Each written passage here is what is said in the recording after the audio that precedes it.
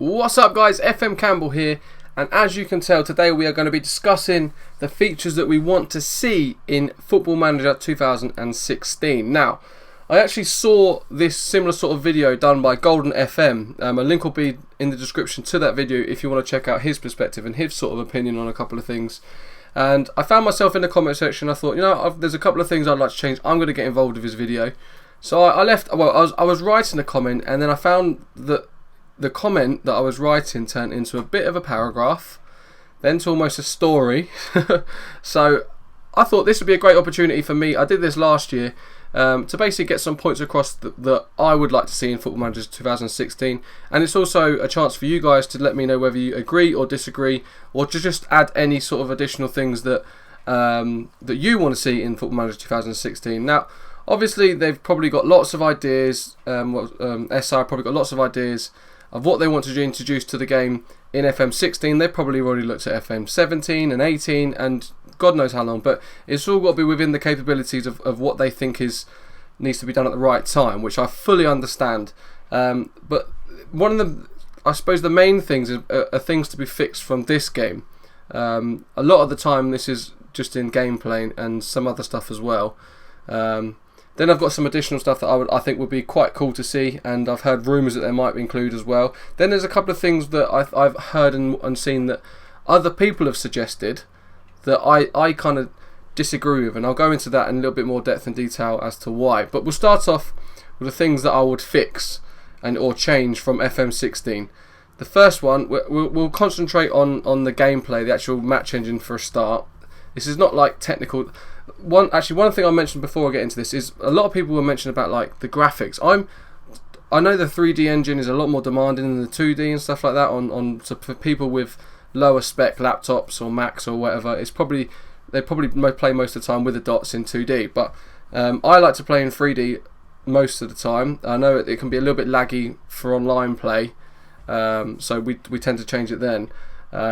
And just for sometimes general just like usage for you guys to watch some of my videos, for instance my York save in the Building a Force series, I do tend to use a 2D sort of the disc because the movement's smoother and it just makes sense. But the graphics wise, there's a couple. I mean, the goalkeepers are the biggest issue probably in the match engine for me. I know that they had this big massive influx of work that they did on the goalkeepers and their movement and making their movement natural, and they were using all that science stuff, whatever you want to call it, where they put the dots all over the body and they get the movement of the goalkeepers correct by actual goalkeepers, which is brilliant to see that they're moving on to that sort of level. But it's just, there's little things with the goalkeepers. For example, a goalkeeper, it's not really the movement, it's what it is. Basically, a goalkeeper there'll be a penalty, for example, and a goalkeeper, or a free kick, a goalkeeper will be stood in his right spot in the middle of the goal, and they'll step to the left, to one or to the right, either side, and then dive back to the middle, and it doesn't really make sense. It's like, no, just stay where you are, or dive one way or the other. That's how a goalkeeper works. You never see a goalkeeper. I know you see them doing like the side steps and they're trying to put the player off and stuff, but that's not how it's. Like the player's shooting as he's stepping to the left, and then he'll dive into the middle and it'll go to where he was, for example. It's like, no, get that. If they can get that movement right on free kicks and penalties, I'll be well chuffed, because I can see so many penalties by goalkeepers making unnatural movements. It's crazy. Another one as well with the goalkeepers is their awareness of shots that are going wide. I've seen so many goalkeepers in my saves where the ball will be going probably what looks to be in real life about 4 or 5 yards wide maybe, and he'll dive for it and he'll either parry it back to a player to tap in. There's so many tap-ins and rebounds in this game, or it'll go straight out to an avoidable corner.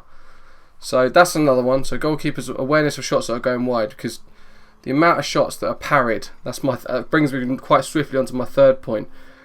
If a goalkeeper hasn't moved unnaturally or hasn't parried it out for a corner, he is going to parry it straight into the possession of the opposition, who will just get an easy tap in. And 50% of the time, I've kind of worked out roughly, the player will play it straight at the goalkeeper, who will pretty much look like he's watching the ball go past him and go in the goal, when he's probably got enough time to do about it for a second save maybe. But yeah, that winds me up. Moving away from goalkeepers though, another one that I want to see fixed is wingers shooting wingers shooting from wide at impossible angles when at the near post. So if a left winger, for example, if I have Memphis Depay, will come inside and come to the touchline, almost pretty much on the touchline, so on the line in line with the goal line sort of thing, to the side of the goal, he always shoots and it goes straight into the side netting and it's nothing. And that'll be a clear-cut chance. That'll be a missed opportunity that he should have finished. That's what, according to the commentary, where a lot of the time you can possibly see, a lot of the time there's a striker waiting there to tap into an empty net. It's what we call a sweaty goal in FIFA, basically. It's just a tap across the box and a tap in. But I would say 95% of the time that winger shoots, and that's even when I've got shoots less often switched on, and also if I've got cross ball often switched on as well. So they shouldn't be shooting very much. They should be crossing the ball a lot. So it's just the sort of the awareness and the actual smartness. Ironic for me to be saying smartness, but when it's the word smartness, it's just the awareness of the player that it doesn't make sense. That's something I think they need to fix as well. Specifically, when you pick a player to take your throw-ins, for example, this is another one. If you pick a player to take your throw-ins, I want him to be taking throw-ins at the correct times. I don't want to see a left winger coming and taking a throw-in at right back, in a right back position, like by the corner flag, or a central midfielder leaving a big massive gap in the middle to come take a throw-in at sort of the right again, or a corner flag, like our own corner flag. I'd rather see him a bit like what Rory Delap used to do, where he used to, if there's an opportunity to get the ball into the box to hit a target man, something like that. That's when you should be using it. You see, like Azpilicueta, he's a very good person to use. It's normally wing backs you want to be using it with it anyway. But if you've got a really strong throwing central midfielder, I think, like for example, Nordtveit or Rory Delap when he used to play, they both have an absolute beast of a throw-in. So when you're attacking, you get the throw-in into the box, whereas you don't want them to be taking it by your corner flags sort of thing and exposing too much space in the middle of the pitch or wherever the position of the player should be. So maybe sort of you can specifically pick throw-in takers to take a throw-in in one half, and other players to take it in your own half, if that makes sense. But contrary to me talking about throw-in takers, long throws are bloody overpowered. If you've ever played Chelsea in this game, you probably know Azpilicueta is quite easily going to hit John Terry, Gary Cahill, Kurt Zouma, or one of their bigger players, maybe Costa. He's going to hit that. They are scoring from an Azpilicueta throw-in, hands down. It's so overpowered. Ivanovic as well. David Luiz is another one that you get a lot of throw-ins, long throws, and it just goes straight into the box. It's either flicked on and scored, or they scored direct from the header. Yeah, so moving on, I'm just going through my list that I was kind of writing in Golden FM's comment section, so bear with me. Oh, this is a big one for me. Defenders that are jumping, and you'll probably see this in some of my episodes, especially my live games. Defenders that will jump, their jumping will be 17, their heading will be 16 and above, and they will jump and miss the ball, and every single time it ends up in the opposition having a striker one-on-one with my goalkeeper. And it is so annoying, and it never seems to happen nearly as much the other way around, where I don't tend to play long ball football anyway. I tend to play intricate passing, but if I was to play long ball football, whenever I have, defenders always win the headers. As simple as that, where it happens way too much, where a defender will leap, jump for the ball, completely miss it, it'll bounce behind him, and the striker will be one-on-one. And that kind of, like, I know it's like a little about running and marking, but I'll have strikers that are on tight marking, and my other centre back will just let him go and pick that ball up and go through one-on-one, and they'll all just sort of jog back, and no one will catch him, and that ends in so many goals. It's unbelievable. You have to have a really, really good goalkeeper to fix that. But that kind of goes as well with the marking and the tracking of players. You constantly see balls bouncing somewhere, and you'll see my player kind of just jogging towards it, and you'll see 3 or 4 of the opposition sprinting past them, apparently 10 times faster, like the bloody Flash, and pick up the ball and score. That's a really frustrating one as well. So the two of them, especially the defenders that are jumping and missing headers, that's a big one for me. Another one, when you're doing individual instructions like tackling hard, it predictably always ends up in conceding a penalty. If you are tackling hard, their central attacking midfielder, their strikers or their wingers, and they come inside, hands down, always a penalty. Right backs and left backs are way too aggressive on the game as well. The aggression on right back and left backs is massive. So it's the aggression, and so the same with centre backs as well. You've got to be, your defenders have got to be aggressive and brave, and they're the best defenders on the game. Yet they'll be also the ones that will concede the penalties because you're trying to tackle Aguero hard because he's an absolute beast and you have to.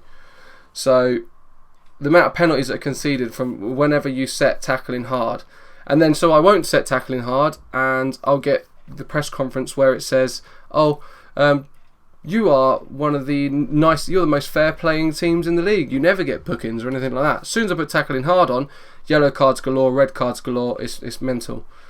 It also seems to be an injury per game. It seems sometimes good, sometimes a big injury, sometimes not. And I think the injury I've been quite lucky. I mean, I say that one in my York City save. I had a period where I had about 5 or 6 players out for about 6 to 9 months, something like that. And they were all big players as well. Other than that, I've been quite lucky with injuries. I tend to rotate players often, sort of thing, and I rest players often as well. But one thing that I do tend to see quite a lot is it won't be an odd injury here and there. It'll be 10 at a time, and they'll all be injured at the same time, and you'll be struggling for players. And that happens far too often for my liking. But the only way to stop that is to rotate players and give players rests, I find, and also keep an eye on the level of training. What else have we got down here? Oh, this is another one. Players that feel like training is ineffective when training a specific and important attribute. For example, a striker needs good finishing. So if I'm telling Wayne Rooney to improve his finishing, and then he goes, I don't think this is, I think this training is ineffective. I don't think this is valuable training for me. It's like, no, you're a striker. You need to have good finishing. Why would you not find that? Why would you find that ineffective? Same with defenders, need good tackling, marking, heading.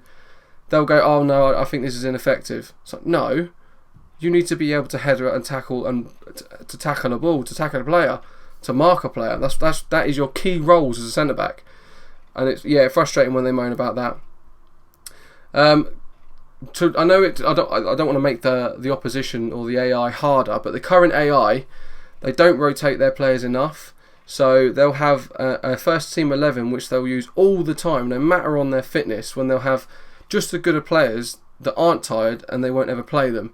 So it kind of, like, for example, if you're playing in the Champions League and you're playing against Chelsea or you're playing against Bayern, they'll have played the same team throughout the league and they won't rotate players in through the league to allow them to play their strongest teams in the big games in the Champions League, for example. So you're always playing opposition that have got numerous amounts of tired players, which I think is obviously it's going to make it harder for the AI.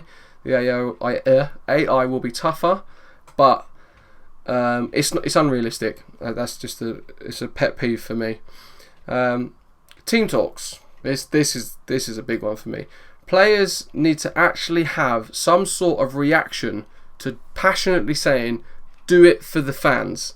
Surely the bloody the speech that you give and you go, "Look lads, these fans have bought the tickets, they've paid the money, do it for the fans, do it for the club, do it for the fan base and what this club means to the fans."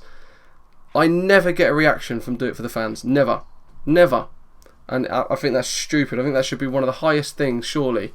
If you're playing in front of 20,000 people and you're walking out there, they're supposed to be your 12th man. If you're doing it for them, surely you'd react well. But I never get a good or bad reaction. I get absolutely nothing. It's just it would be one of them. What was it? What's the ones where they just sit there and do nothing? I can't remember. But yeah, that's quite frustrating. Another one, when you sign a player, you'll play 4 or 5 games, and then the staff in your staff meeting will come up to you and go, "Oh, just to let you know, so and so that you signed a month ago may be looking to ask for an improved contract." No, he's just signed. What are you on about? Why would I give a new contract to someone that signed 4 games ago? Stupid. This is probably the biggest one that I would like to change back, actually. I know it makes things easier for the player, but I prefer the old generic regen dates. It's very tedious having to check nearly every single day around the rough regen date, because that's quite frustrating. So like for example, England used to be March the 13th or something, and you can go online and find the 5 years of dates. After that though, they're kind of all like, they're randomised around that date. So for instance, it may be March 13th, then next year maybe March 5th, March 9th, so on and so forth.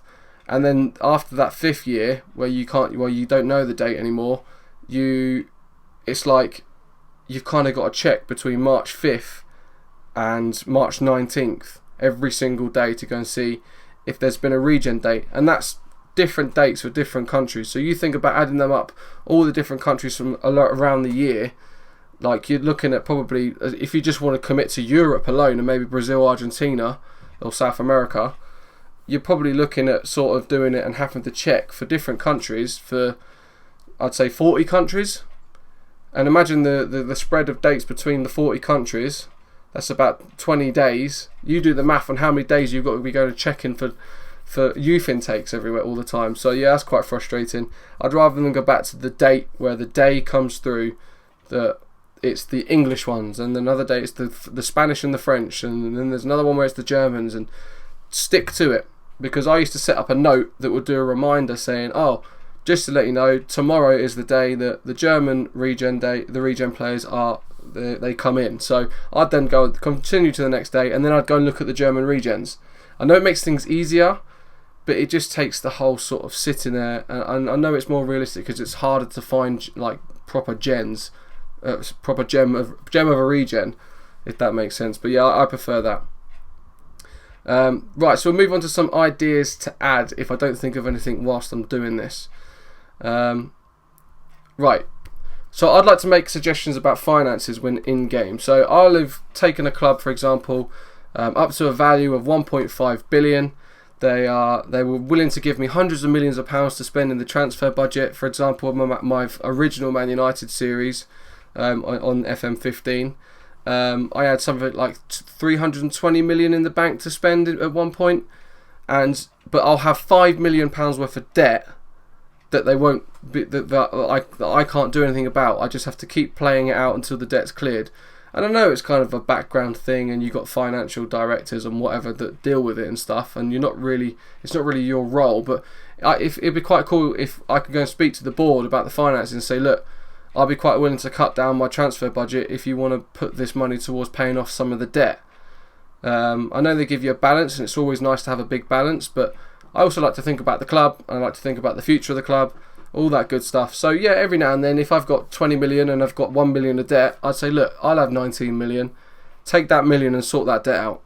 That I'd quite like that to be introduced. This one's quite a cool one, and I've heard rumours that this could be a thing. It'd be quite cool to be able to choose the way you look and see yourself in the match engine. So you know the way you see the players running around, you see the linesmen, you see the guys outside at the burger vans. It'd be quite cool to see yourself in your technical area doing different shouts and stuff, and maybe each different shout could resemble a different movement. Maybe they could work with someone to do management shouts the way they did with the goalkeepers, for example. I thought it's quite good. And then the way you look could differ depending on whether you're a tracksuit manager or a suit manager. You could be wearing a tracksuit or a suit. And then as you upgrade your badges, the way you look you might unlock things to make the way you look differently. So you might be able to do a bit of a Tony Pulis and have a hat. You might be able to do and get a gilet, stuff like that. It's just an idea. You could be obviously in a tracksuit. You could change to your suit and important games and in finals. So I just think that'd be quite a good idea. And as I said, the different manager movements, like a goalkeeper, you could be doing the whole pointing to the left, could be saying push forward or whichever way you're attacking. You could be changing the formation. You could start seeing him doing finger actions of not finger actions, but hand actions of 4-4-2 and discussing movement, stuff like that. Tell people to go to right back. Just different. I thought it'd be quite a nice idea to see that in the game and kind of get a personal touch to it. Right, what's this one here? Right, okay, yeah, this is correct. So when I want to loan, if say for instance I'm buying a player, I'm buying a youngster. Say for instance I'm buying Jack Grealish from Aston Villa, and I'm the Arsenal manager, and I want to buy Jack Grealish, but I don't want him to be in my team that year. I want to loan him out. And often when you buy a player in of that sort of level, they don't loan out. They won't go back out. It'll be one of them ones where it's like, oh no, they're signed for the club. We're not going to come in for him. Blah blah blah blah. So an option to, obviously you can already add the loan back agreement, but also add an option or to actually negotiate a wage that they're paying for as well. So if I buy Jack Grealish and he's on 50 grand a week, I don't want to just send him to Villa and pay 50 grand a week. I try to save as much money and manage my budgets as much as possible. I'd like to put in there, yeah, no, you can have him on loan back, but I want you to be paying these wages, or at least a percentage, and then you can negotiate over the percentage of wages that they're going to pay when he's loaned back. I think that would be quite cool to add that in. Sticking with the loans, we've currently got a development list and an unwanted list. I think they should be a loan list. So you can add players to a loan list that your director of football or your head of youth development or who you've got control in the list to be offering these players out for loans. And you can say, I want them to be 100% wages paid. Little bit like the unwanted list. You can offer a player out, but I want 250 grand for a minimum. He would then go and offer to clubs and try and negotiate a deal at a minimum of 250k. I'd like to do that with a loan list where I could add maybe 10 to 15 players I'm struggling to loan out, add them onto a loan list, and then my assistant manager slash whoever I've got in control of my loan list will offer these players out for loan for a minimum percentage of what I want the club to be paying. It's a little bit like that. I know they've obviously on the development list they've got it, and I think that goes up to the age of 24. But I buy players or sign players on frees to try and make money on them, and instead of them sitting them in my reserves, why don't I loan them out? Often I do get to I can loan them out anyway, but sometimes it's tough to do so. And changing their status at the club, changing their all different sorts of things. I know they can increase the chances of loaning a player out, but I want them to be constantly being offered out rather than me doing them individually every bloody day. I thought that'd be quite a cool addition. A little bit of an admin type one, the ability to save and load up notes or reminders and different saves. For example, like I said about the 5 years of the regen dates, the first 5 years, I'll go and add the notes that are reminders to tell me that the next day will be a regen date for a different country. I would like to save them notes and bring them over to another save rather than having to go through every single country all 5 years. You're looking at like sort of maybe 30 countries over 5 years. You do the maths. What's that? About 150 different notes you have to add, which is really frustrating and long, and it stopped me from doing it and stopped me from using it completely because it's a long process.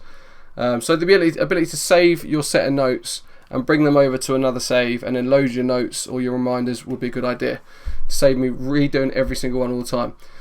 Another one is a separate shortlist that is more like a wish list, if you like, that you can add players to. So currently, when you add a player to a shortlist, it means that you're interested in the player, and it makes the club of the player that you're interested in. Say, for instance, I was interested in Zlatan Ibrahimovic. I'd put him on my shortlist. All of a sudden, PSG will be very aware that I'm interested in Zlatan Ibrahimovic. Sometimes this can cause players to be offered new deals. Sometimes it's a good thing and they can be put on the transfer list because the player wants to leave. But it just removes that need to sit with a pen and paper basically all the time and write down 20 players that I like, but I don't want to put them on my shortlist because I don't want to encourage their club to offer them a new deal, basically, where it makes the price go up, it makes them unlikely to want to join. It may take them off the Bosman thing where I can't offer them a contract on a Bosman at any point. So yeah, I'd like a separate shortlist, more like a wish list that doesn't affect players that. Well, it doesn't tell clubs that I'm interested in their players or the player that I'm interested in them. It just, like I said, it's a lazy option to get rid of the pen and paper, basically. Another one that I like as well is player rivalry. I did actually read this from someone else's comment on Golden FM's channel on his video. Player rivalry is quite cool. Like you see the Keane and Vieira, the historic rivalry that Keane and Vieira had between Man United and Arsenal. It was a big thing. And there's also loads of different players. Like I remember the Joey Barton Ibrahimovic thing kept going on for a while, or Joe Barton with anyone pretty much, but you get these sort of rivalries that were always quite sort of good to watch. And I remember at the Ashley Cole Cristiano Ronaldo thing bounced backwards and forwards every now and then, and it was good to see. And then the Martin Keown and Van Nistelrooy, and I know it's a lot of Arsenal and United, but I'm a United fan, so this is what I know. But I thought that'd be quite cool to see, and maybe it spice the game up a bit and cause like different things to happen in the game. Another one is physios could maybe update me in the match engine whether it's a good idea to let a player run it off, rather than just looking at a percentage and making a judgment on a percentage, because he could run it off when he takes a knock or is injured. If a physio takes a first look and goes, yeah, this guy's legs like it's weak, he's got a good chance of being injured, he's twisted his ankle, if he maybe exerts it too far he might really damage his ankle, okay, I'll take him off, that sort of thing. Or he might go, no, he's just twisted his ankle, he'll run it off, he'll be fine, put some ice on it tonight and he'll be fine, sort of thing. Cool, I'll leave him on then. That'd be quite a good thing to see, rather than the physio going, oh, he's taking a knock, and having a little yellow plus above him, or a percentage or a condition percentage drop down to sort of 50-60%. Why can't they give me an update as to what the injury looks like it could be or could become if he plays or doesn't play? Oh yeah, this is another one as well. So imagine a player is interested, a club's interested in your player. For example, I done a Wigan save recently. I had Grant Holt trying to offer him out to clubs, literally offering him out for free, and Leeds United are interested. And then also when I offered him out, a load of other clubs become interested. I want an easier and quicker way to add clubs to transfer proposals, so to directly offer this player to specific clubs when wanting to offload the player. So rather than having to go to filter in the country, then searching down the list of clubs based on their reputation, why can't I just type it in and say, right, Leeds United are interested in Grant Holt, so are Bradford, so are, I don't know, Derby, for example. Them three are added, done, offer to clubs. Rather than searching, going and doing one, then going back to the offer page, then going back into doing Derby, then going back and then going back into doing Bradford or whatever the other club was. Make it just a bit more efficient, essentially. Or adding a drop-down box, whether there might be another idea I've just thought of now. If there are players that are interested, if there are clubs that are interested in the player, why not add a drop-down box for me to be able to add these teams? Something like that. It might just pick up that they're interested, and that's how it works. One thing though I will finally add, that this is my last point. A lot of people say, actually 2 points. A lot of people say about being able to do something with the money that you earn. I disagree with that. I know it's a bit of a you probably weren't expecting me to say that, but I don't want to go and buy a car. I don't want to go and buy a house, or to buy a house near the club. That's not what Football Manager is. I'm not managing my life. I'm managing a football team. I want to be able to. People forget about how important the money actually is. If you're on a low deal, if you're on a deal because you're thinking, oh, I want to save my club some money, which is a good thing to do. Sometimes it is a good thing to do. You can say, no, I'll stay at the club for the time you want me, but I want £1,000 less because I want that money to stay with the club.